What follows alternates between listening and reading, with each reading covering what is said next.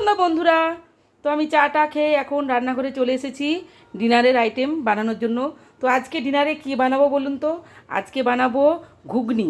তো স্পেশাল ঘুগনি। স্পেশাল কেন বলছি? এই দেখুন, এই যে চর্বি দিয়ে, খাসির চর্বি দিয়ে বানাবো ঘুগনি। বেশ অনেকটা পরিমাণ চর্বি আছে, তো সেই চর্বি দিয়ে বানাবো ঘুগনি। তো এই যে মটর তো ভিজিয়ে রেখেছিলাম সকাল থেকে। তারপর এই যেখানে আলু কেটে নিয়েছি, আদা রসুন কেটে নিয়েছি, পেঁয়াজ নিয়েছি, আর কাঁচা লঙ্কা আর শুকনো লঙ্কা নিয়েছি। তাহলে আমি এখন এই যে মটরটাকে সেদ্ধ করতে বসিয়ে দিই, তাই তো বন্ধুরা? তো মটরটাকে সেদ্ধ করতে বসিয়ে দিই, তারপরে আমি আবার মানে যেটা যেরকমভাবে বানাবো সেটা আপনাদেরকে দেখাবো। ঘুগনি আমার হয়ে গেছে, এই যে চর্বি দিয়ে ঘুগনি আমার রেডি হয়ে গেছে। তো এখন চলুন যাই খাবার টেবিল। ডিনার নিয়ে চলে এসেছি। এই যে দেখুন, এই যে খাসির চর্বি দিয়ে ঘুগনি আর রুটি, আর এইখানে নিয়েছি মুড়ি, এই যে কাঁচা লঙ্কা, পেঁয়াজ, ঝুরি ভাজা।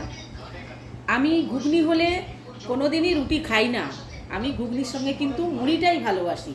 তো আজকে যেহেতু এই যে চর্বি দিয়ে ঘুগনি হয়েছে, এই যে চর্বি দিয়ে ঘুগনি করেছি, সেই জন্য রুটি নিয়েছি। কিন্তু আমি মানে ঘুগনি মুড়িটাই বেশি ভালোবাসি। আপনারা কারা কারা ঘুগনির সঙ্গে মুড়ি ভালোবাসেন আমাকে কমেন্ট করে জানাবেন।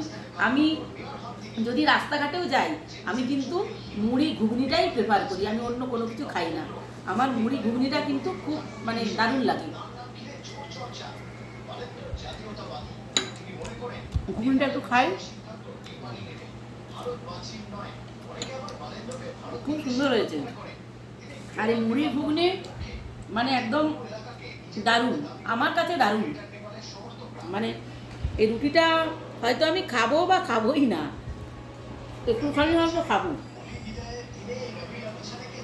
আমার ঘুগনির সঙ্গে মানে লুচিও ভালো লাগে না, পরোটাও ভালো লাগে না, রুটি তো ভালোই লাগে না, মুড়ি ঘুগনি ভালো লাগে। পুরোটা একদম মেখে নেব, মেখে নিয়ে খাবো।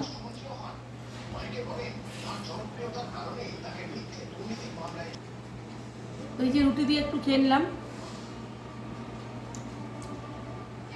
ঘুগনিটা মানে জাস্ট দারুণ হয়েছে, দারুণ। তো আজকের ডিনারটা মানে একদম দুর্দান্ত, কোনো কথা হবে না। আর আমার মেয়ে আর হাজব্যান্ড ওরা রুটি খাবে না, আমার মেয়েও একটু মুড়ি ঘুগনি ভালোবাসে, তো ও খাবে। তাহলে আপনারা খেয়ে নিন আর আমরাও খেতে বসে যাই।